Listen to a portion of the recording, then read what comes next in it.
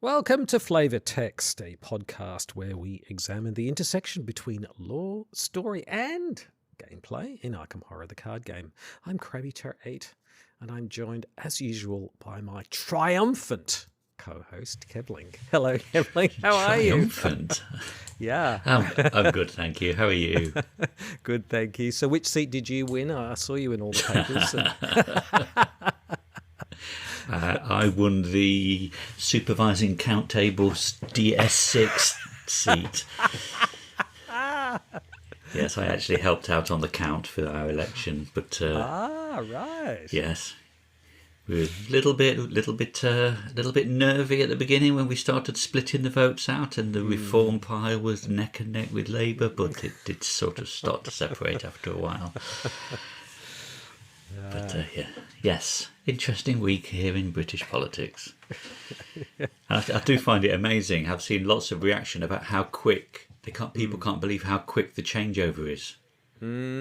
Yeah, we voted Thursday night. The results were Friday morning. He was in as Downing Street as Prime Minister on Friday afternoon. Yeah. Was that because the Conservatives already packed everything up, ready to go? Like they must have known the rising. To be honest, it's always quite quick. Usually, it's just that I think it's probably been that long since there's been a change in power. It's 14 years, I think, the Conservatives have been in. Yes, that people kind of forget. Yeah. I was under this misapprehension because you see on the news number 10 Downing Street, there's a sort of little door. I always expected this pokey terraced house, is where the that's what it looks like, doesn't it? It looks like a terraced house, but it's huge. It's huge, this huge complex. Yeah. That's right, with a garden and everything. So that kind of busted my illusion of we didn't know there was a garden until we found out they were having parties in it during COVID. Yeah, that's right. Definitely more homely than the Australian Parliament, which looks like half a pyramid stuck on a hill. So really, I've not seen your building. I'll have to have a look. I have to look it up. Yeah. So what other than politics and things? What else have you been doing, and Kevling? Right. Board game wise, what have I been doing? I dug out my copy of The Seventh Continent. I don't know if you've played that or heard of that. I've got it in my cupboard, and I've never played it. Have you not? You'd probably like it, actually. It's given that you like your Dark Souls and what have you. It's basically an open world exploration survival game. Oh, okay. Oh. So there's not much combat as such, but it's more you are basically the seventh continent is there is a seventh continent in the world. It is resurfaced or whatever. It's this lost continent that's been refound, and it's set in like the 1920s or something like that. And you've been there before, but you are cursed, so you are going back to try and lift the curse that's on you. And all you get is this little bit of a map that sort of gives you an idea of where you might need to go, and then that's it, off you go, and you've got to find food and shelter and what have you. It's good, It's good, but a lot of people criticised it for being almost too open world with no real direction. Yeah. So the Seventh Citadel has just come out of. In fact, I think that was on Kickstarter about 4 years ago, and it's only recently started being delivered. And it sort of pricked my ears up when I saw all these people opening their copies. Managed to get a copy off the company's website, and that came last week. And I've given that a go, and it is absolutely brilliant. It's like it's like they've taken the bones of the Seventh Continent, which is using the same mechanism for exploration and everything, but they've added a whole layer of narrative over the top. So instead of having a curse that you're trying to lift, there is a narrative plot, and there's basically a book that says these are the scenarios. It's almost like Arkham, really. This is the campaign. These are the scenarios you need to work through. Oh, you've been successful in this one. Now you do this scenario. Oh, you've failed. Oh, now you go to this scenario. Right. And then there's also a massive book of dialogue. So now the world's largely inhabited, which the original game wasn't. So you're coming across people, having conversations with them, making decisions based on that. And I'm only about 3 or 4 scenarios in, and I'm really enjoying it. I can't wait to play it again. Yeah, So sounds definitely one to look up. And it's just gone to Kickstarter a second time. I think it's just finished, actually, Right. for a reprint and another round of expansions. So I backed it for the expansions, which will probably come in another 4 years' time. Fantastic. But yes, that's my main tabletop over the past couple of weeks. I don't think we've played Arkham since we last recorded. I'm trying to remember. It's probably about 3 or 4 weeks since we last played Arkham. Yeah. Video game wise, still ploughing through Midnight Suns on the Steam Deck. I think I've said it before, I'm getting a bit bored of it now because I'm just doing the rank up before the final battle bit. And I'm actually ranking up when I don't need to rank up. I'm just trying to get all the shiny clothes and things. I picked up Forza Horizon 4 because that's been reduced to a ridiculously cheap price because apparently they're delisting it at the end of the year because their license deals run out on some of the music. So they just stopped selling it rather than renegotiate all the deals. So they're selling it cheap. Picked that up, and because it's set in the UK, it's quite nice, quite refreshing to have a driving game where you're driving on the correct side of the road, round with familiar road signs, at the country, good old British countryside. Yes. I saw some post about it said like 70 or 80% of Brits don't know what this road sign means, and it's a white circle with a black diagonal through it or something. Yes, I'm like, it just means I've never seen that before. it's national speed limit. I don't know why. I think the idea was maybe they could then change the speed limit without having to change all the signs. Yeah. But I see it's like, I think it's 70 miles an hour on a dual carriageway and 60 miles an hour on a single. Right. But I don't know why it isn't just a 60 or a 70, but there you go. There you go. Yep. You heard it here, folks. You got no excuse now for all those people listening in. You now know the answer. And what about you? What have you been up to? Let me think. What have I been up to? Playing Gloomhaven with the family. So, well, only on the second scenario, but this is, I think, our third try to get through it because we've sort of stopped and started. So, is this the proper big Gloomhaven? Or is it? Yeah. Wow. Yeah. Well, it's like literally like a chest. Yes, the box is so huge. It's the chest, and then we've got this sort of concertina folder, that you usually keep financial files in or something. Oh, but we've yes. got all the jigsaw layout pieces in it. Because you've got to take out H64 and S22, right. And so you put them in the alphabetical order in this little concertina folder, so that just makes it a bit easier. So yes, nice. It's a monster of a thing. So yes, doing that. And Arkham, we've done the prelude to the final night. That's where we're up to in Hemlock. Okay, yeah, we did the longest night.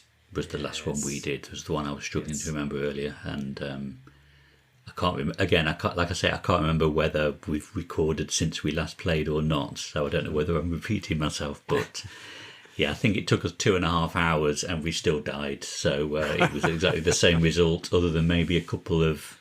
I think the only difference between resigning at the first on the first card and us playing for 2.5 hours is one of us got a horse. Yeah. That was it. Yes. Yeah. So Thursday, I think we're going to tackle the final scenario, like the third night or whatever they call it. So yes, that's what we'll be doing in that. And video game wise, it will come of no surprise to regular listeners, but I'm playing Shadow of the Erd Tree. So what a shocker!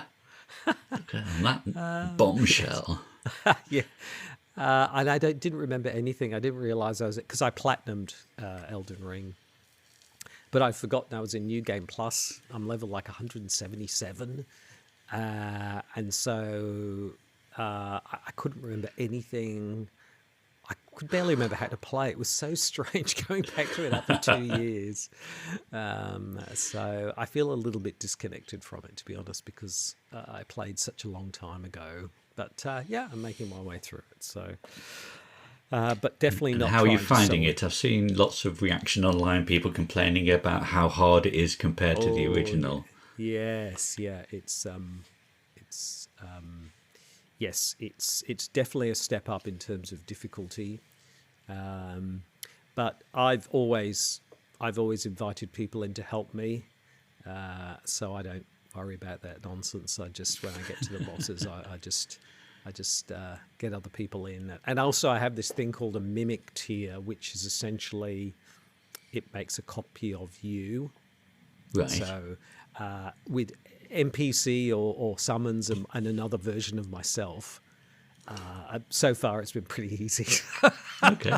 so, so the Dark Souls games are actually pretty easy if you want them to be. It's really your own choice whether you want to make it balls to the wall hard or not. It's a bit of a myth that they're just punishingly hard. That's only if if you want to play it blindfolded using a bongo drum to kind of as a controller. Fair enough. Off you go. You can Knock set yourself these sort out. of crazy kind of restrictions on yourself, but I've never done that. So yeah. I noticed the other day someone had beaten Elden Ring with a saxophone, not even an electronic one, an actual saxophone. I know someone's used a banana, a bongo drum, sort of dance Wow. mats. It's just someone's used their brain, someone's used kind of neural anyway. Wow. So yes. So there we are. So where are we up to, Kevling? Where did we kind of finish up? We have, so yes, we've just been back to Joseph Miger's house, haven't we? And then we had a little run in with Carl Sanford afterwards, and then we had an interlude. Mm-hmm. Yes, we had some interludes about whether we were with the Silver Twilight Lodge or we weren't with the Silver Twilight Lodge, or we were with them but we were lying, or we were against them, or we never did any of those things. There was sort of all these options about what your relationship was with the Silver Twilight Lodge, which you don't know, but actually when you start the secret name, I was actually surprised because I didn't know this because I've never been part of the Twilight Lodge. You get quite a difference in the sort of the introduction to the secret name in terms of the information you get and the background before you start the scenario. Yes, definitely. Yeah, and we've got quite a lot of text to get through, haven't we, before we get to the setup as part of the introduction. That's right. Right, so shall we pick up the introduction then and work our way through the various options? Yeah. Absolutely. Yeah, Yes. so the first thing we've got is a check the campaign log. So are we members of the lodge? Are we enemies of the lodge? Did we learn nothing of the lodge's schemes? Or were we never seen or heard from again? So we've got 4 completely different narratives here to introduce the scenario. Yes. So shall I start with the first one? We are members of the lodge. Yeah. So that's introduction 1. The upstairs study of the Silver Twilight Lodge is cosy, if a little cramped. The floor is covered in a plush carpet and several comfortable sofas and small round tables fill the warmly lit room. Portraits of world-weary lodge members line the walls around you. Carl Sanford, president of the lodge, sits across from you, idly swirling a glass of Merlot in his wrinkled hand. The Silver Twilight Lodge pursues knowledge that can help us elevate our understanding of the universe, Mr. Sanford explains, pausing to take a sip from his wine. The creature you encountered in Joseph Miger's estate. Its appearance is not the only peculiar happening in Arkham as of late. Tell me, have you experienced anything else recently that might be connected to these events? So now we have to make a decision of whether we tell him about the lodge of the witches in the woods or not, basically. As in, you are lying. Tell him you know of no possible connection. Open brackets, you are lying. Close brackets, just in case you hadn't pieced that together. Yeah. So, what? Do you want to take the next one then? Do you want to? Yes. Yeah. So I'll do the next one, which is if you tell Carl about the witches, which was not the prelude, but the first scenario where we sort of woke up in the middle of nowhere and all that kind of carry on. You tell Mr. Sanford about your experience last week, waking up in the middle of the woods, the strange mist that weaved through the trees, the witches and their spell. He leans forward and listens intently as you explain the night's strange events, your memories still somewhat of a haze. You conclude your story, and the elderly man considers your words. Interesting, he says at last. I know of this coven. They're led by a witch named Annette Mason. Their magic is no trivial thing. They've passed down arcane secrets that can manipulate the energies of the universe. It is dangerous knowledge they possess, knowledge I believe they derived from a powerful witch who fled from Salem over 200 years ago. Does the name Keziah mean anything to you? You nod. Everyone in Arkham has at least some passing knowledge of the witch whose ghost supposedly haunts the old condemned witch house in French Hill. Most believe her to be a work of fiction, a tall tale meant to scare young children away from the decrepit house. Mr. Sanford's steely gaze and humourless tone makes it clear to you that this is not the case. Perhaps this Annette is a true descendant of Keziah, or perhaps she's simply using her name. In any event, I believe these events are connected. To that end, I have a task for you on behalf of the Silver Twilight Lodge. Carl Sanford rises to his feet using his cane more for show than for balance. You rise as well, ready to perform whatever duties are necessary to get to the bottom of this mystery. We need as much information about this coven as we can obtain. If there is any place that will have these answers, it is the house where Keziah herself lived all those years ago. You nod in agreement. There are too many questions you need answered. What spell were the witches casting that night in the woods? What is their motive? And what is their connection to the creature that kidnapped those 4 unfortunate souls?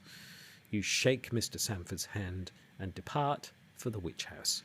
In your campaign log record, the investigators told the lodge about the coven and add a cultist token to the chaos bag for the remainder of the campaign and skip to setup. And then the alternative then is if we don't tell him about the connection, you shake your head.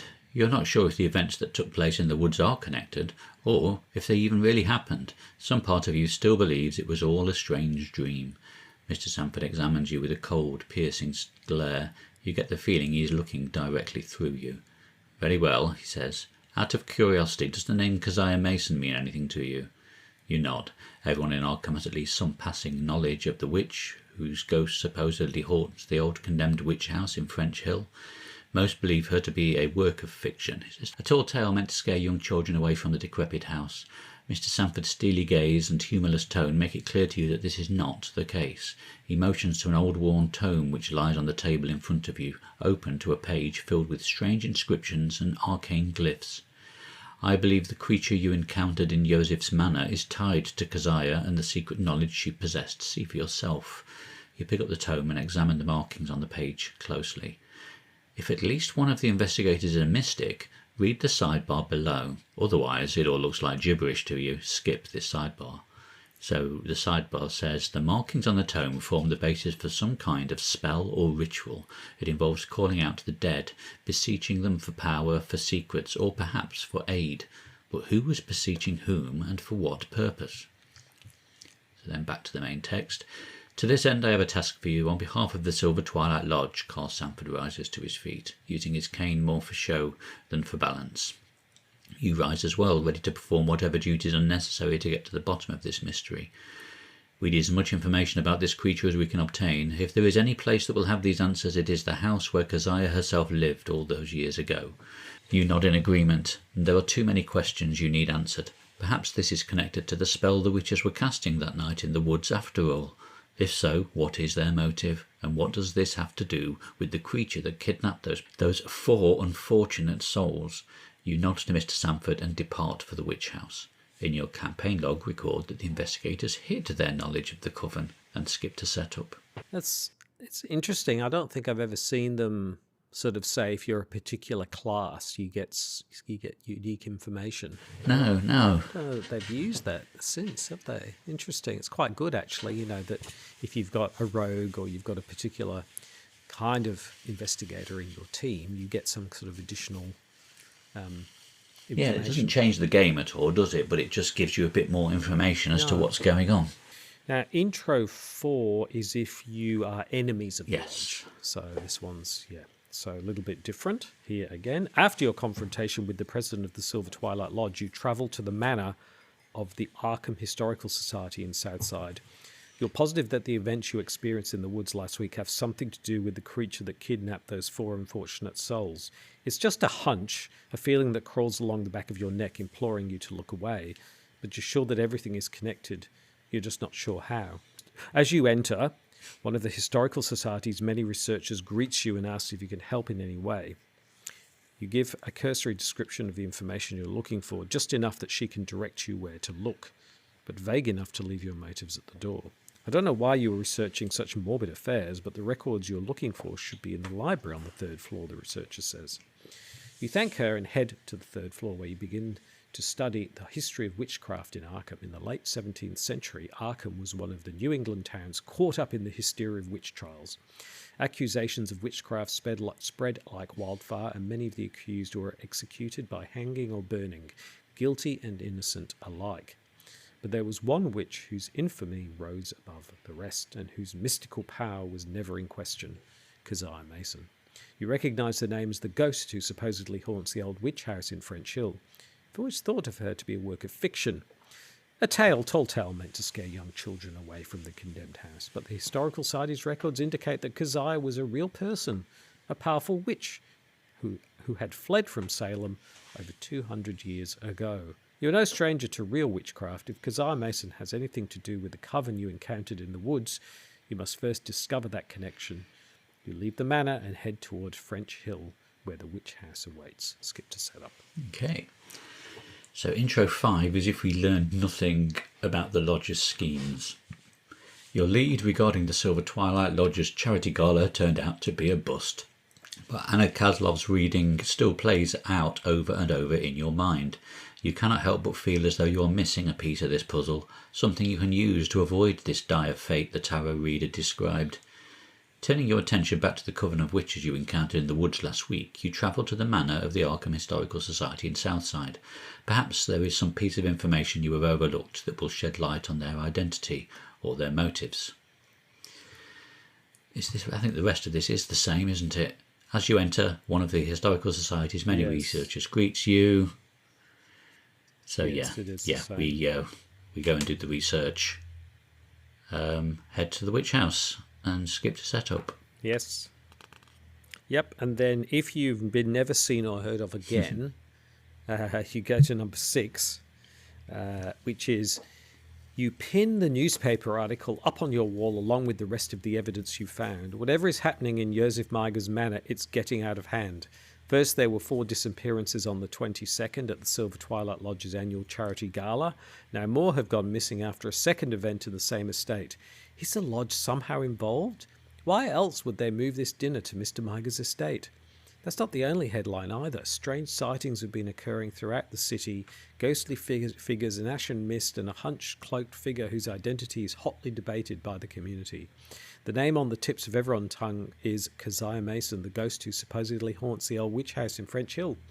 You'd always thought of her to be a work of fiction, a tall tale meant to scare young children away from the condemned house. But with all the disappearances and odd sightings occurring throughout town, you're not so sure. Perhaps there is something in this old ghost story after all. Proceed to set up. So quite different sort of narrative threads, really, aren't they? I guess obviously what they're doing is just making sure there's a reason for you to be at this next scenario, whatever the outcome of the previous one was.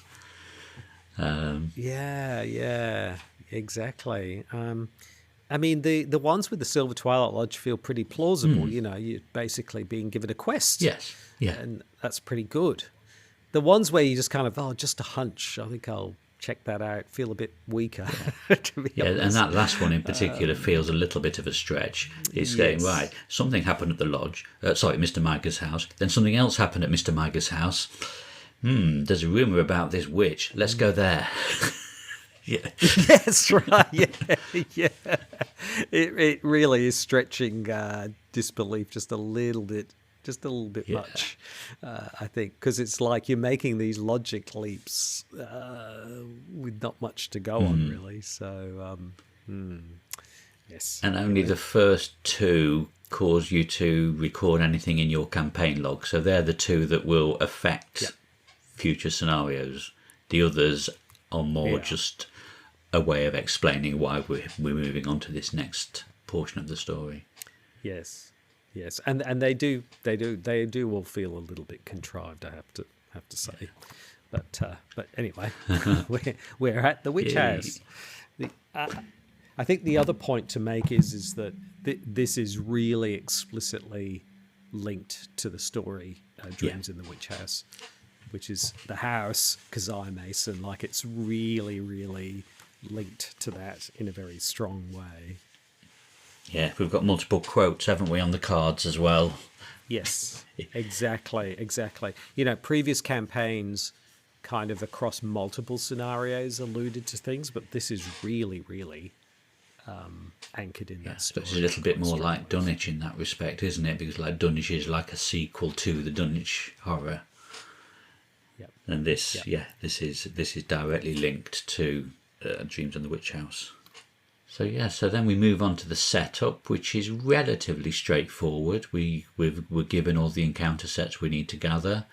We put a couple of locations and we've got 5 locations into play, and we start at the Mouldy Halls. There's an unknown places deck which we create with all the unknown places in it for some shock horror. And then there are... It's similar to some of the previous scenarios. We just need to manipulate the sequence of that deck so that the Witch House Ruins is in the bottom 3, yes, basically. And then we just set a couple of cards out of play. Nahab, Site of the Sacrifice, Keziah's Room, the Black Book, and a few treacheries. And that's it. Yeah, so pretty straightforward, really. So this one has quite a few agendas in about 3 acts. So shall I read out Agenda 1A? So Agenda 1A just says the Hermit 9. Look for answers within and not without. Many paths lead to the same answer. Contemplate the greater truth. Each non-weakness enemy gets +1 health.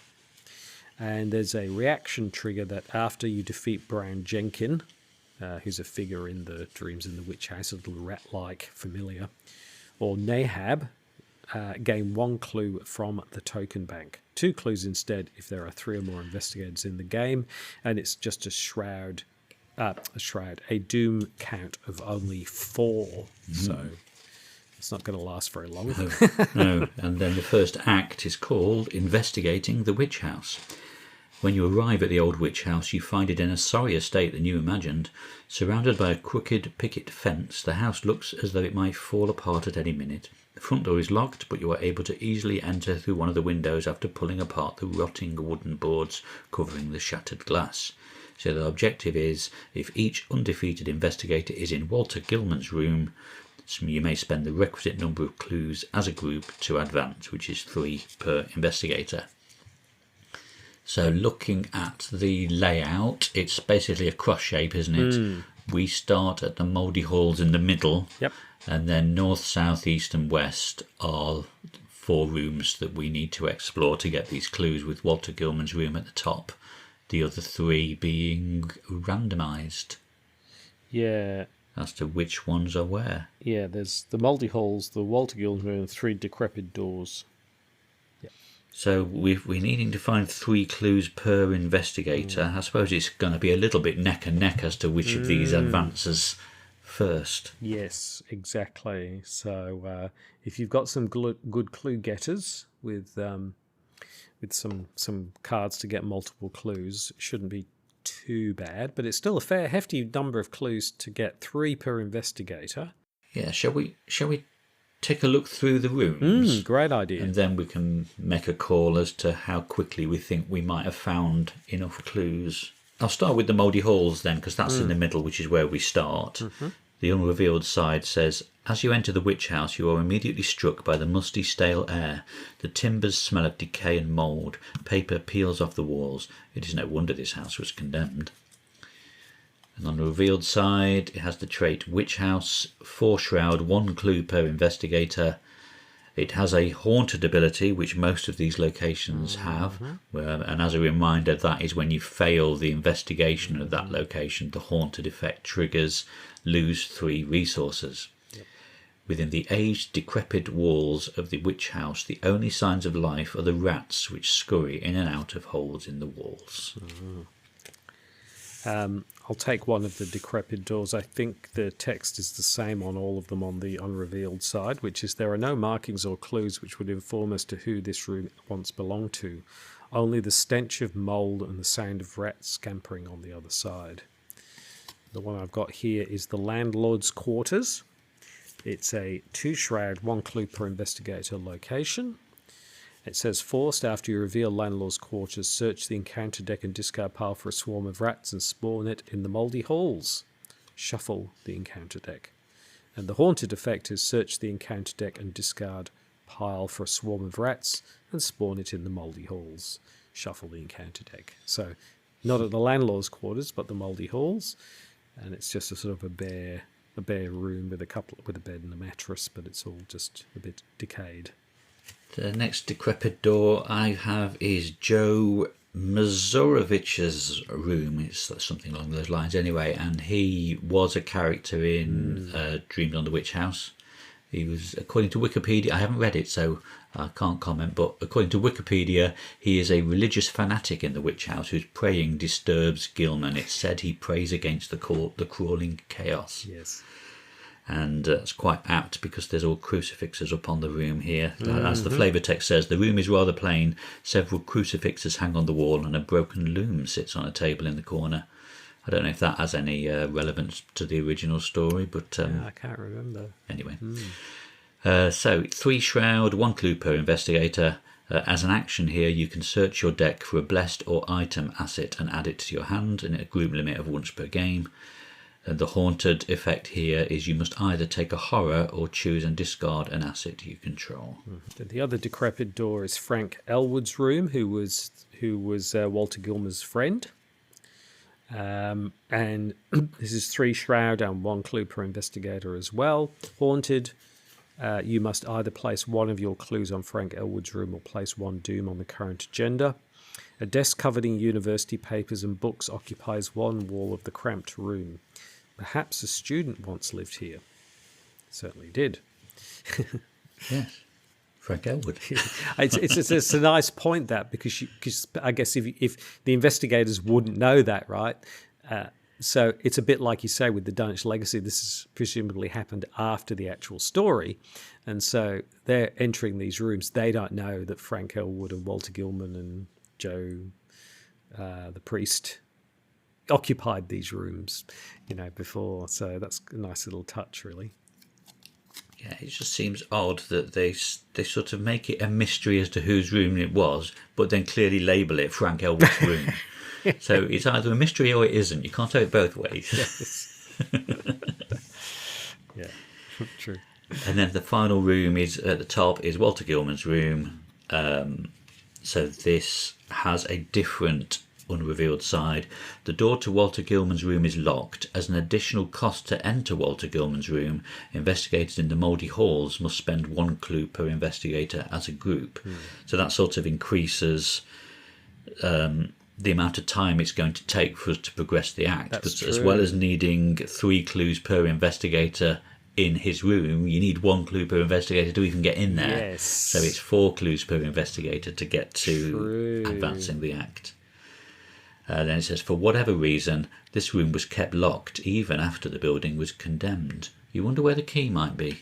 And it's a bit nitpicky, but they've used the standard kind of, standard generic Yes. kind of picture of a door in this very nicely appointed hallway, which it probably wouldn't look like that in reality. So, Is it the original artwork from Night of the Zealot? yeah, it looks like it. Yeah. It looks like they've repurposed it here. Yeah. Yeah, so I think trying to find 4 clues each and use actions to... Oh, no, it's not an action to unlock the door, but yeah, to actually get in there. I think the agenda would probably have advanced before we get in the room, do you think? I think I agree with that. That Yeah, okay, 4 shroud, 1 clue per investigator. As an action, you can draw 3 cards and take a horror, but only once per game. The haunted effect is discard the top 2 cards of the encounter deck. Gilman's room was of good size, but queerly irregular shape. The north wall was slanting perceptibly inward from the outer to the inner end, while the low ceiling slanted gently downward in the same direction. And that's from Dreams in the Witch House. So we'll go with Agenda 1B, which is rats in the walls. As you explore the old dilapidated house, a telltale scratching and scurrying in the walls becomes louder and more frequent. Every now and again, a fanged furry creature darts across the wooden floor, scampering in and out of rat holes in the walls. You wonder if this house is more rat than wood.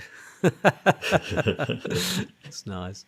And it says if Brown Jenkin is in play, because he's in the encounter deck, right? So he can come up.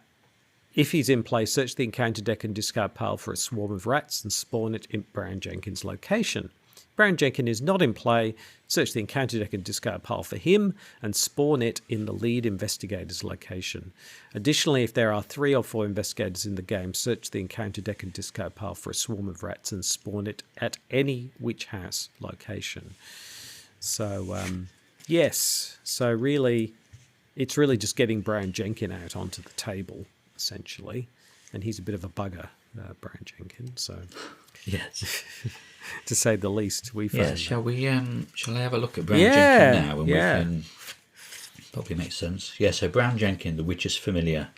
He's only got 1 fight, 1 health, 4 evade. Creature, familiar, but he is elite. He's aloof, and he's a hunter. And each ready creature enemy gets +2 fight. So he's a creature, so that affects him as well. So he's already on a 3 fight. On Agenda 1A, which is where we originally were, each non-weakness enemy gets +1 health, but there's going to be a similar effect on Agenda 2A when we get to that one. So it's already the start of how Circle Undone is going to go, really, isn't it? It's these layers of things you need to keep track of that all affect each other. There's a lot of that sort of tracking in this campaign. Yeah. And then when the enemy phase ends as a forced effect, if Brown Jenkin is ready, then each investigator at his location discards his or her hand and then draws that many cards.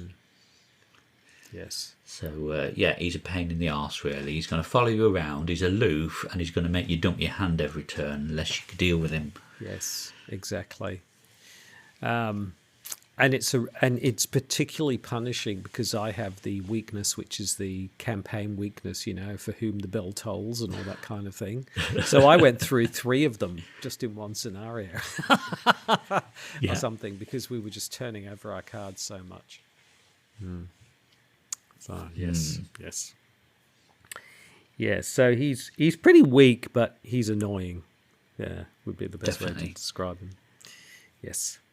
So do you want to take the Agenda 2A then? Yeah. So Agenda 2A says the familiar. The descriptions of the darting little furry object which served as her familiar were so painfully realistic, despite their incredible details. H.P. Lovecraft, Dreams in the Witch House.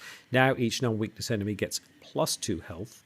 And then it says after you defeat Brown Jenkin or Nahab, gain a clue, which is the same thing that it says in the original 1A. And this has a 6 doom threshold this time, so a little bit longer. So so now Brown Jenkin is running at 3 health, 3 fight, 4 evade. So not quite as weak as he first appears when you pull him out of the pack. Correct. So now we'll be carrying on finding our clues. Yes. We've hopefully got enough clues to get into Walter Gilman's room and spend the clues to advance the act. So that's 3 clues per investigator. So if I advance the act, Spectre of the Past, Act 1B, standing in a dead man's room is disconcerting enough, but what you find within is enough to make you want to leave and never return. Walter Gilman's journal is filled with descriptions of his dreams and visions, each more terrifying and perplexing than the last. He mentions seeing the figure of Keziah Mason on more than one occasion, and at one point he calls her by another name, Nahab. As soon as you read the name aloud, the nearby window shatters, and an all too familiar spectral mist invades the cramped space. When it recedes, everything about the room has changed. A work desk and an aged bookshelf occupy the far corner of Gilman's room where his bed should be. The door you entered from is gone. Strange geometrical markings drawn with a sticky red substance cover the walls.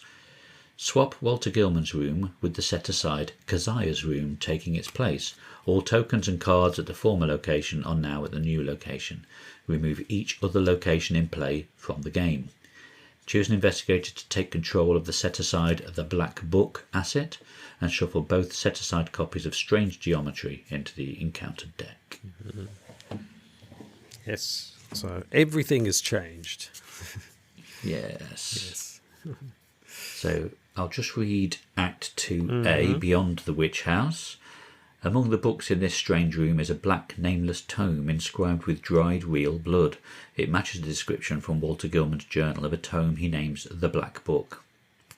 So what this black book is called The Black Book? That's a shocker, isn't it?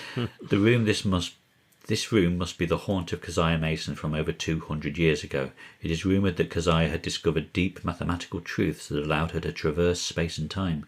Perhaps you can find a way out using this knowledge.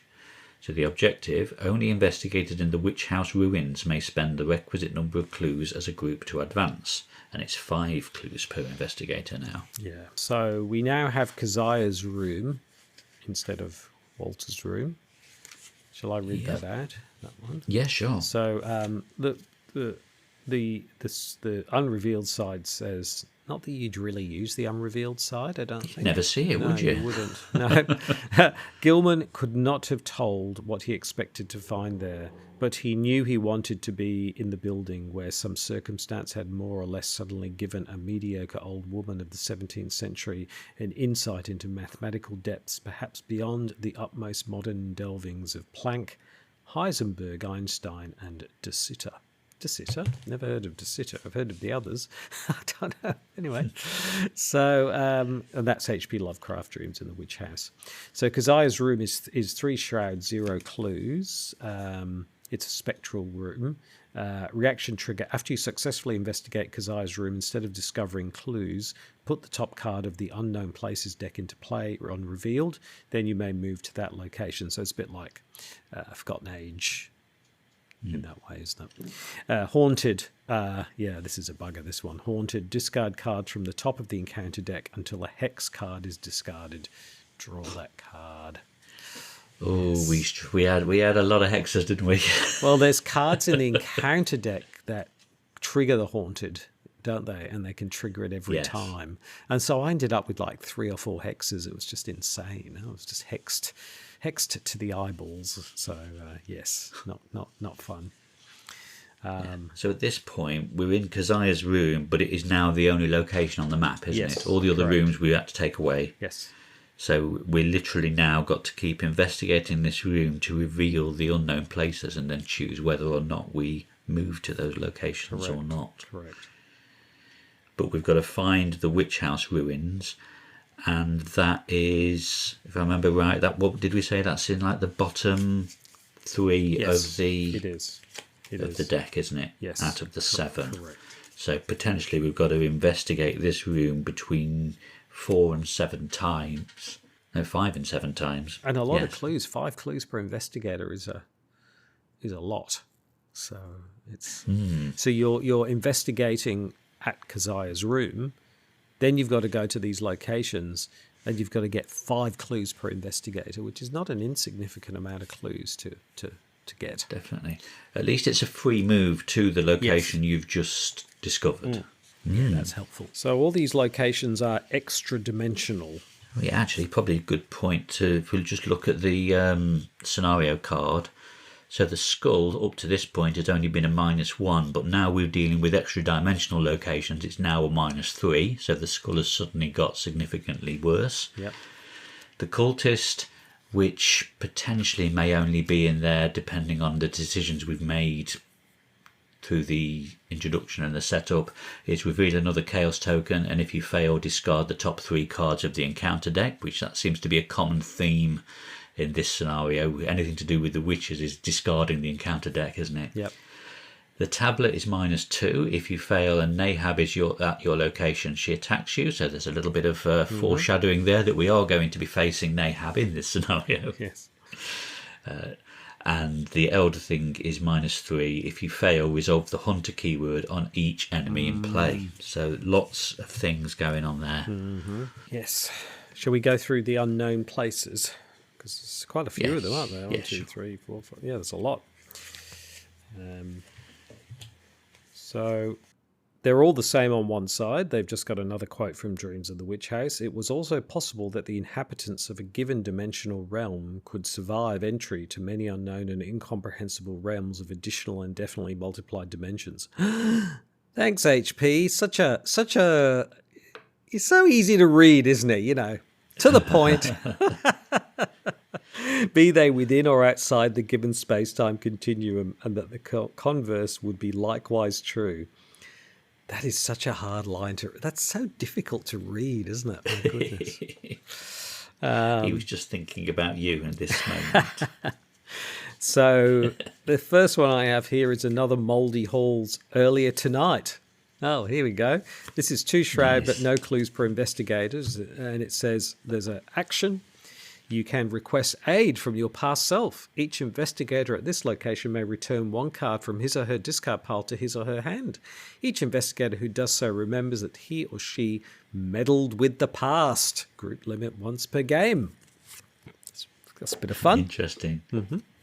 And at least with it saying remember, you know that's just something that's going to affect this scenario rather than future ones. Correct. You're not having to write it in your campaign log at least. Exactly. Yeah. But it does make you stop and think, oh, should I? Next one I have is City of Elder Things. Again, this is extra dimensional, but this one is Otherworld. 3 shroud, 2 clues per investigator. After you reveal City of the Elder Things, take 2 horror. Put the top card of the Unknown Places deck into play unrevealed. For the remainder of this scenario, the City of Elder Things is considered to be connected to that location and vice versa. And it's a Victory 1 location. There we go. Then we've got the Twilight Abyss, which is another other world, looking very weird and otherworldly. 2 shroud. 2 clues per investigator, so this is a good one to get from that perspective. But forced, after you enter the Twilight Abyss, test fist or foot of 3. For each point you fail by, take a damage. Ouch. So it's a bit of a nasty place to be. Those organic entities whose motions seemed at least fragrantly irrelevant and unmotivated were probably projections of life forms from our own planet, including human beings. Dreams in the Witch House, H.P. Lovecraft. Victory 1. The other thing as well is these locations, as we discover them, come into play unrevealed, and you then decide whether you need to move. You're going to move to them or not. So you actually don't know if you're going to walk into a forced effect like that or not. Yeah, that's true. Actually, it's not even as though you're going with any sort of warning as to what you might be facing. Correct. Yeah. Okay. Next one I have is Physics Classroom. This is extra dimensional but miskatonic. 4 shroud, but only 1 clue per investigator. It's got a reaction. After you successfully investigate Physics Classroom by 2 or more, you can discover a clue at another revealed location once per round. So you must have quite a high investigation skill to beat a 4 shroud location by 2 or more. It's almost like it's going, oh, look at the bonus you can have here. You're never going to get it. Yeah. A place of higher learning, or a place where higher learning is shackled. Victory 1. Then there is Salem Jail, 1692, which I'm assuming is something to do with Keziah. Not sure. 3 shroud, 1 clue per investigator. There's an action here. You can test 3 book. If you succeed, move to any revealed location. Limit once per game. Haunted. Move to Keziah's room. Oh, there you go. Not even Cotton Mather could explain the curves and angles smeared on the grey stone walls with some red sticky fluid. H.P. Lovecraft, Dreams in the Witch House. No victory point for that one. The last of the random ones is Court of the Great Old Ones in a not too distant future. So it's 3 shroud and 2 clues per investigator. The forced effect is after you... it's Otherworld as well. So the forced effect is after you enter the court of the Great Old Ones, test willpower of 3, and for each point you fail by, take a horror. And the haunted ability is the next action you perform this round must be an investigate action. Final one is the Witch House Ruins, which you hope isn't the final card that you uncover. It is also extra-dimensional Witch House, two shroud, no clues.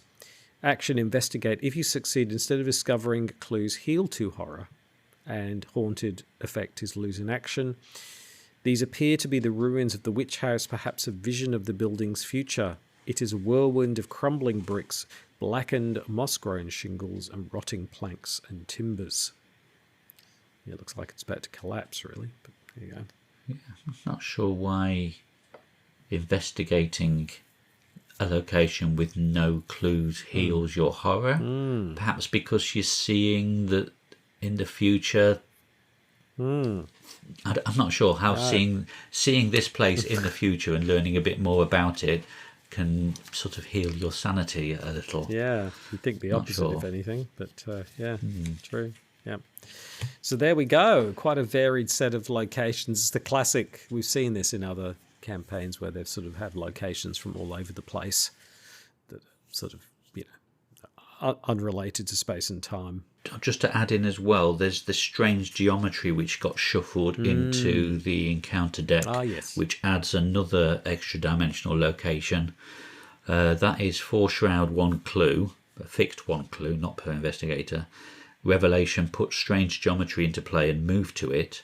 And then forced, after the investigation phase ends, discard strange geometry and move each investigator and enemy here to the location with the most clues. Each investigator who is moved by this effect takes 1 damage and 1 horror. And then a player window action. If strange geometry has no clues on it, you can move to any revealed location. So this is almost a little extra gotcha that sort of whisks you away to a location that's not connected to anything. And if you can't get the clues there, you're going to have to take horror, damage and horror to get back at the end of your round. Yeah. Which is annoying as well. Yes. Okay, so it's probably likely that the agenda is going to flip before you get all the clues, I would have thought. Yeah.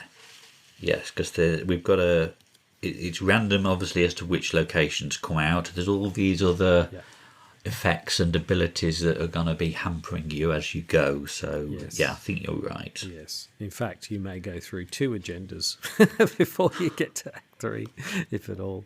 So this is the Crone, Agenda 2B. The dizzying violet light emerges from the crevices of the ramshackle house, behind the cracks in the wooden panelling and underneath the floor, bathing you from every angle.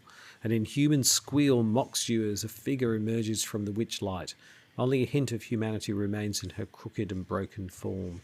The crone crackles with a nightmarish timbre, her voice echoing and resounding from the realm beyond. If this is Act 1, spawn the set-aside Nahab in Walter Gilman's room. If it is Act 2, spawn the set-aside Nahab in Keziah's room.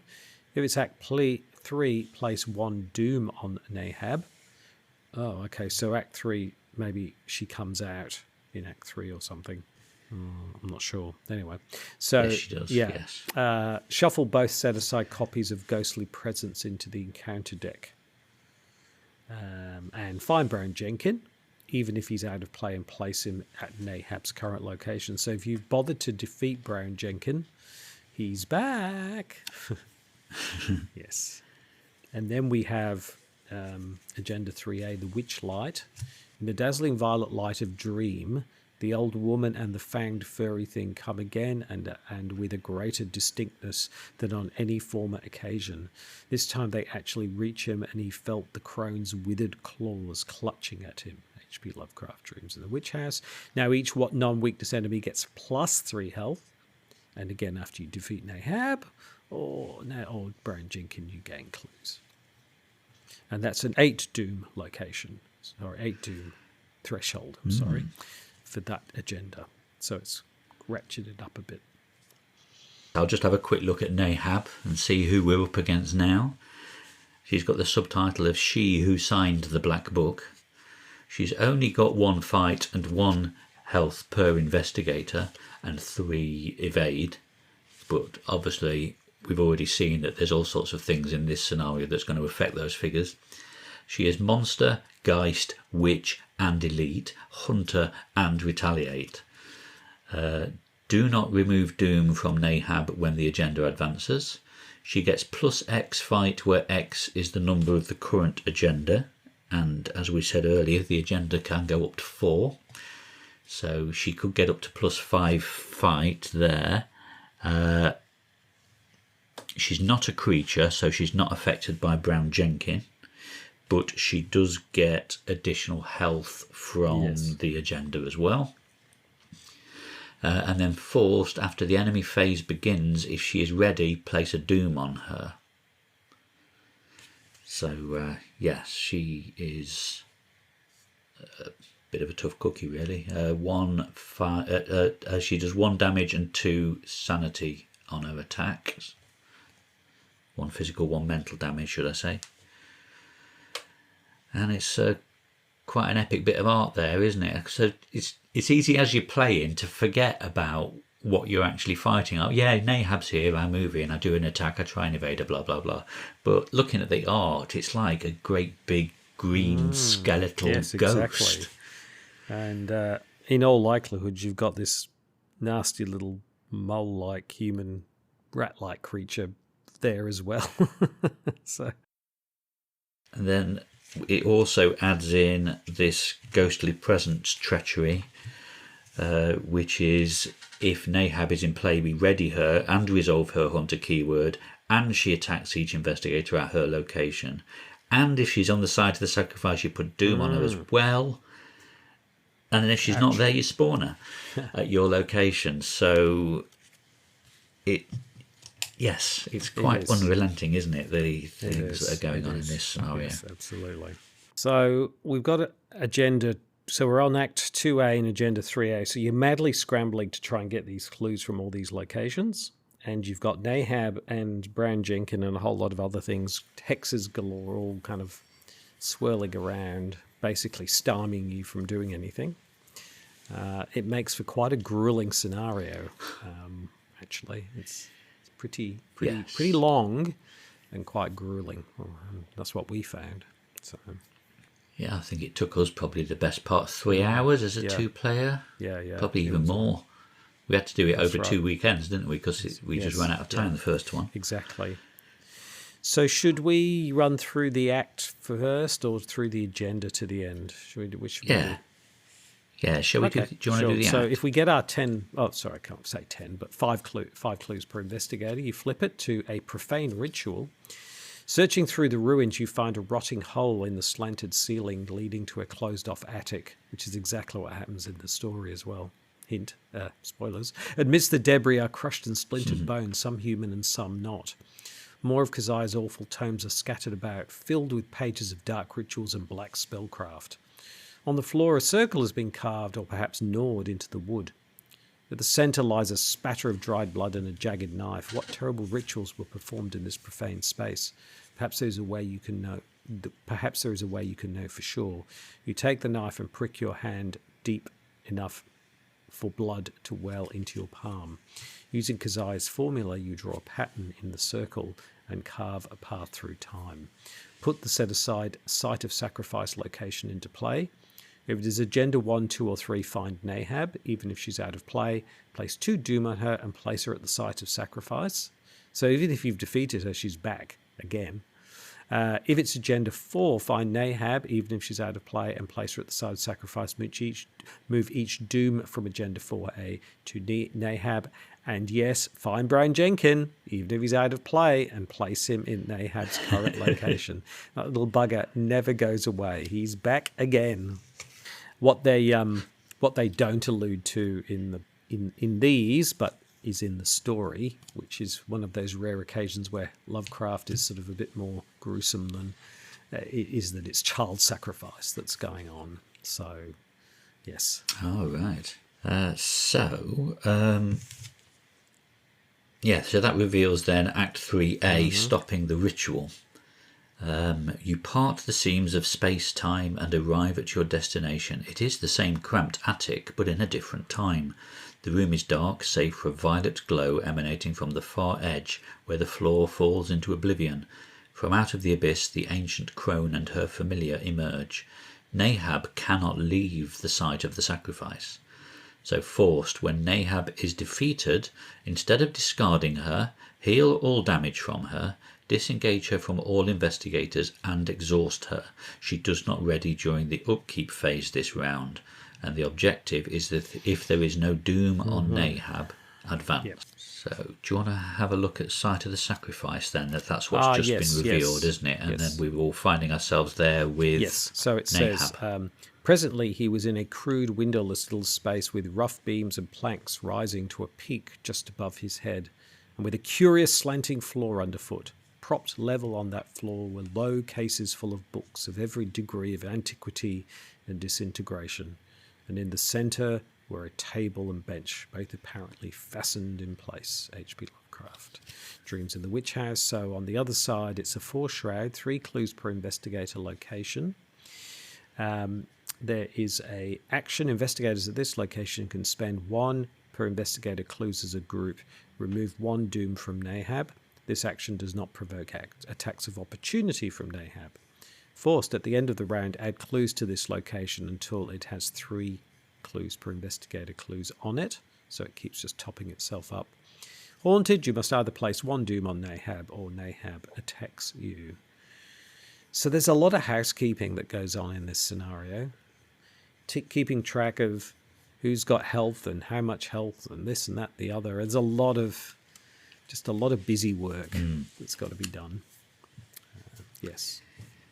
Yeah, and then this whole idea of having to spend clues to remove doom from Nahab, and that is the objective. We need to have no doom on Nahab to be able to advance. But if you fail your investigation trying to get these ever-replenishing pool of clues on a 4-shroud location, nonetheless, you have to put a doom back on Nahab anyway, and she or she attacks you. So it feels very weighted against you. Yeah, can you imagine being true solo and not being a particularly strong investigator? You'd be in a bit of trouble. Yeah. I mean, at least the one saving grace is that this site of the sacrifice is connected to the witch house ruins, and Nahab can't leave this location. So at least you can get away and try and maybe find some clues you couldn't get before, and at least she's not after you.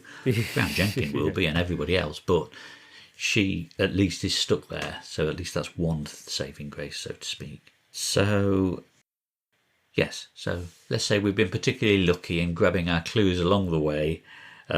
We've had enough clues on hand to be able to get the doom off Nahab.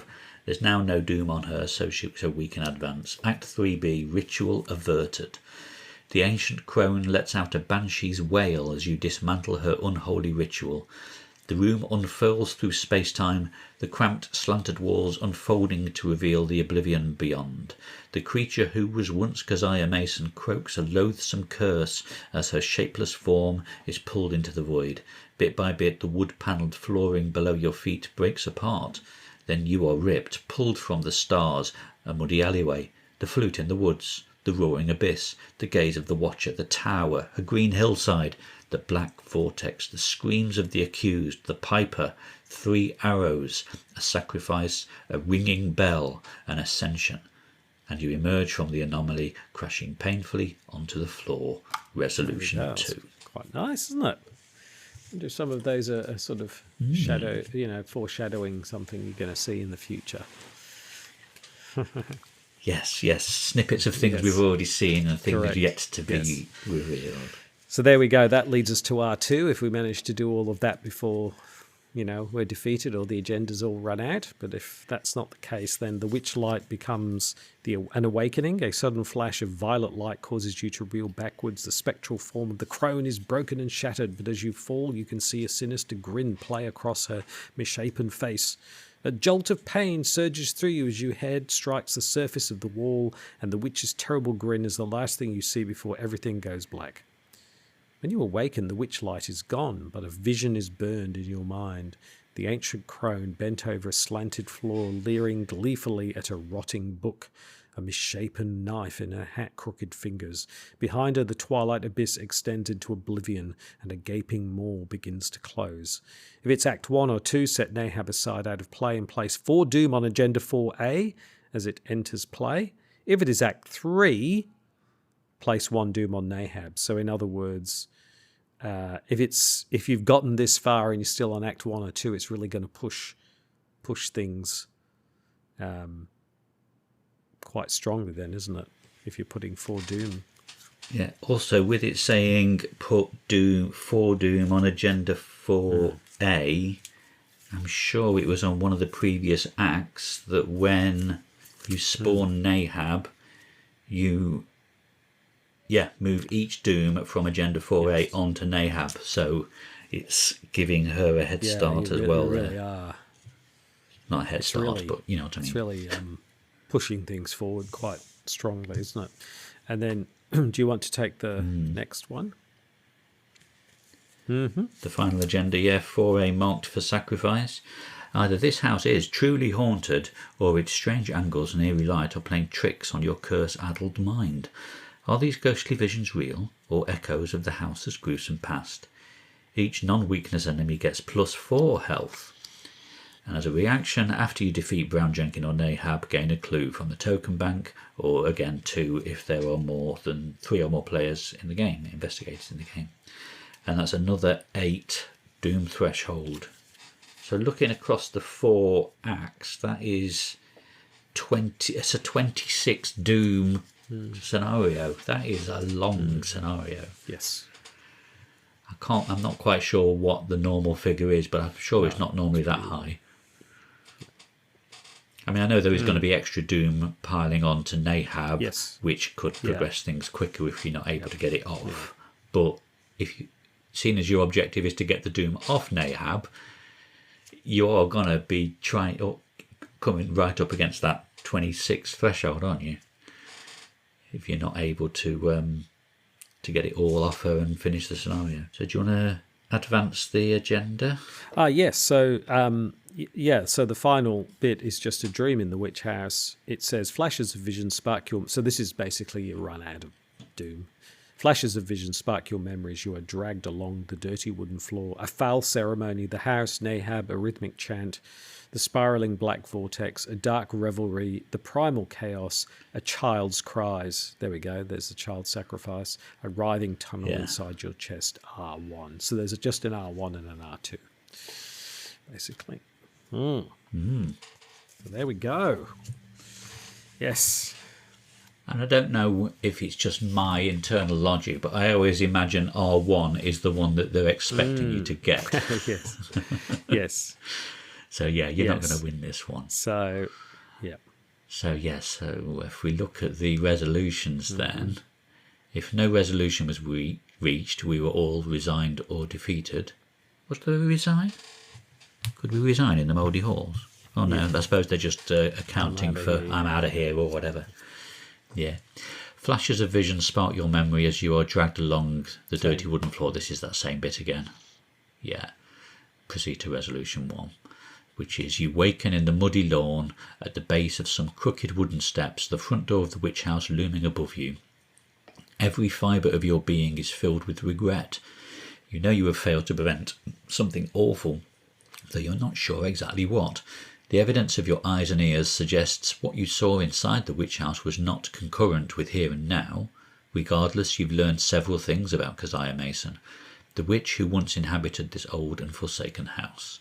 With your spirit diminished and your body aching, this information will have to suffice.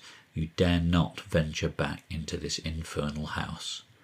So we each gain experience equal to Victory X of the victory display, which is largely just the locations, isn't it, on this scenario? If Brown Jenkin was defeated at least once, you get a bonus XP. If Nahab was defeated at least once, you gain a bonus XP. If it was only Act 1 when the scenario ended, oh wow, only Act 1. So you would never even made it to Walter Wow. Gilman's room. That would be very unfortunate. No additional record is made. If it was Act 2, that was when we were trying to find our way to the witch ruins and spend clues there. Under the campaign log under Mementos Discovered, we record Gilman's journal.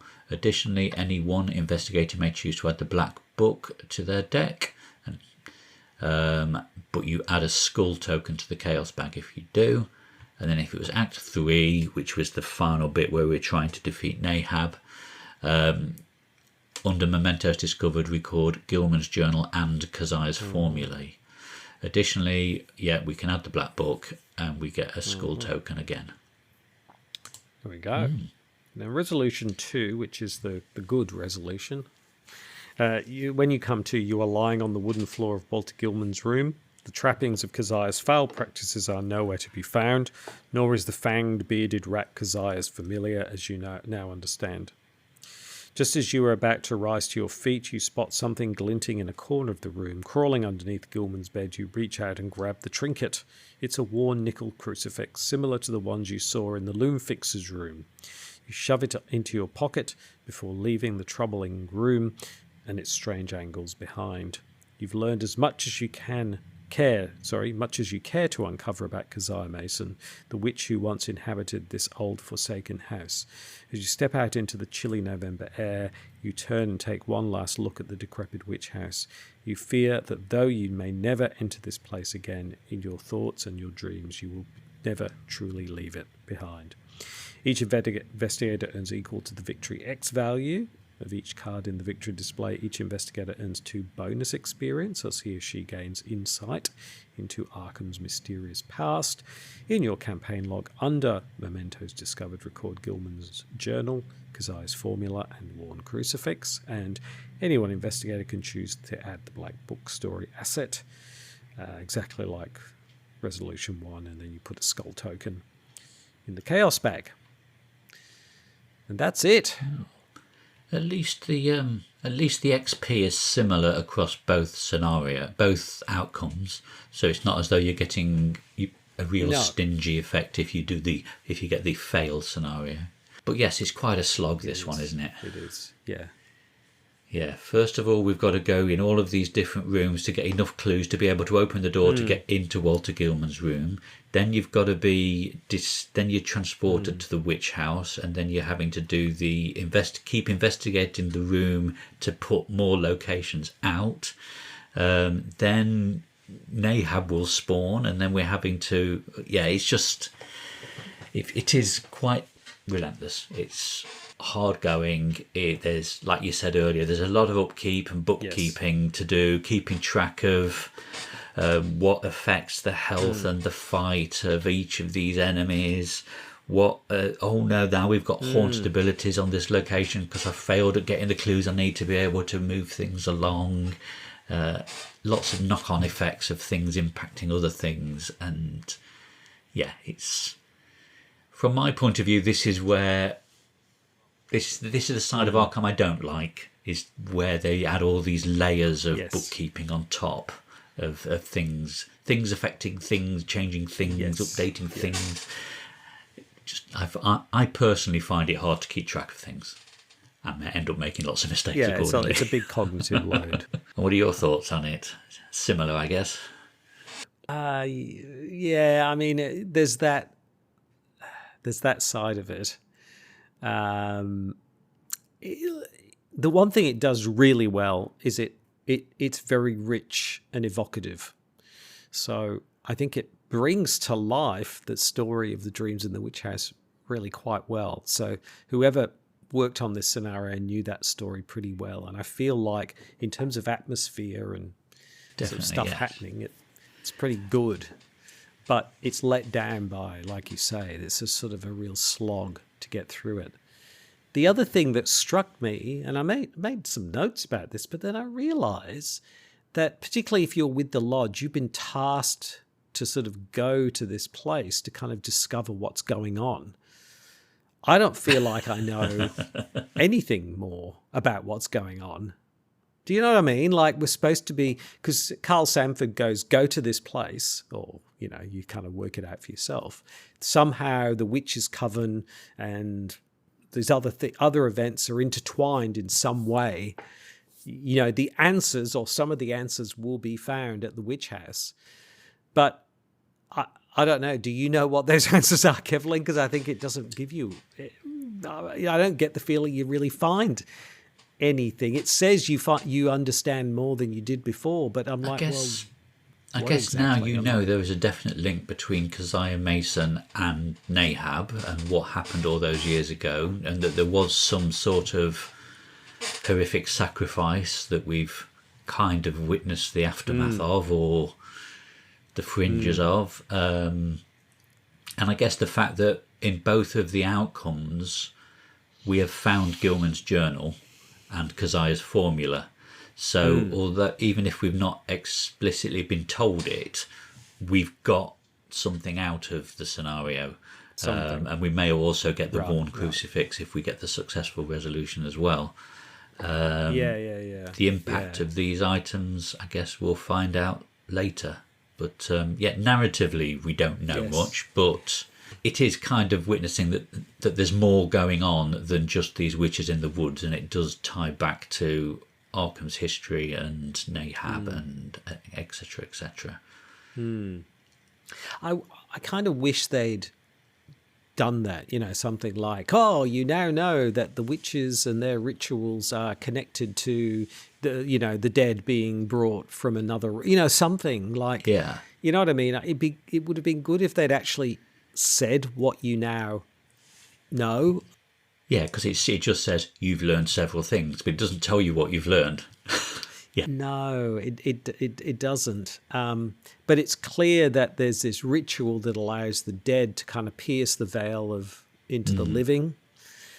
Why that would be happening at the Silver Twilight Lodge, okay, we don't know that. But I think they should have made that a bit clearer, so the players feel like, okay, that's what we've learned. That's what we now understand. You know, yes, because at this stage the investigators have learned it, but we haven't. That's right. So this weird thing that the investigators know, but we don't. You know, we're kind of like, okay.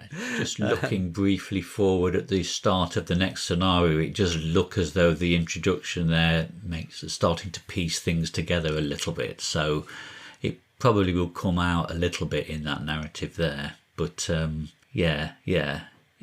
see what you mean. But yeah, overall, this is an overly long, grueling scenario with a large cognitive load. There you go. Yeah. And the other thing I thought of in terms of the campaign, because we're now up to scenario 3, are we? It's or technically the 4th, isn't it? But it's the 3rd proper one. 4th, yeah.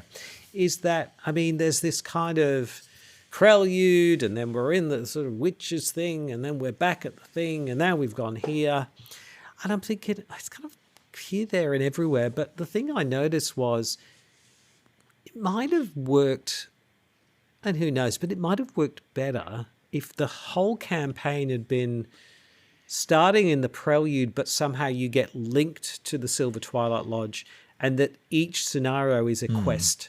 You know, Carl goes, okay, go out and do this one. Go and, you know, we heard there's witches in the woods. Go and see what that's about. Okay, go to the witch house. And so you go on these quests, you come back to the Silver Twilight Lodge, and Carl Sanford goes, right. Okay, now that you found that, that means A, B, and C. Okay. You know what I mean? That might have been a bit more fun, because I quite like the idea of being part of the Silver Twilight Lodge and being sort of sent out on quests to kind of discover information. You know what I mean? Rather than this sort of quite convoluted backing and forth thing that they kind of came up with. So, because particularly if you're not part of the Twilight Lodge, it feels very kind of artificial the way you find out what you've got to do next. Yeah. You know what I mean? It feels very contrived in a sense. So, and that's the thing I miss here. Like, why have we gone back to the Silver Twilight? Oh, is that in the next one? Do we go back to Silver Twilight Lodge and Carl Sanford goes, Maybe it's in the next one, so maybe I'm foreshadowing the next one. So maybe that's when that happens. So I guess we'll find out when we get to that one. So no, I don't think we do. No, we're in another location entirely, aren't we? We're at Hangman's So we Hill. don't even go back to the Silver Twilight Lodge and go, "Hey, Carl." Well, I guess not every one would, because it depends on which stream you're in, I suppose. So, but it's weird that if you were told to go there, you would go back to the Twilight Lodge and tell Carl Sanford what's going on, unless that happens. It looks like it's the next scenario afterwards that we go back to the lodge. Yeah, I've got a real problem with the way the narrative kind of works. It doesn't quite work for me. It's a bit... Anyway, maybe it'll all tie up in a neat bow by the end. We'll find out. Yeah, I think the next scenario, we're sort of following our sort of investigation into the history of witchcraft sort of thing, I think. So I think we're sort of carrying down that vein. But yeah, right. We'll see when we cover this next time. Yes, we will. Yeah. We'll see next time. All right. So there we go. I don't think either of us were a huge fan of this one, at least from a gameplay perspective. Yes. Yeah, like you say, narratively it works really well. The way they build on the original story, just the sense of foreboding and the way everything's described is really well done. But it is quite grueling and overly long, I think. All right, there we go. So I don't know, what do you guys think about this particular scenario? Maybe some of you are a bit more positive about it than we are. Drop us an email or something, and we'll read it out, no doubt. So there we go. So yeah, thank you very much for listening. Please like, comment, and subscribe. And next time we'll be braving the what's it called? The next one. It's the Wages of Sin. Next scenario 4. The Wages of Sin. Ooh, that sounds good. The Wages of Sin. But until then, I'm CrabbyTerror8. I'm Kevling. See you later. Bye.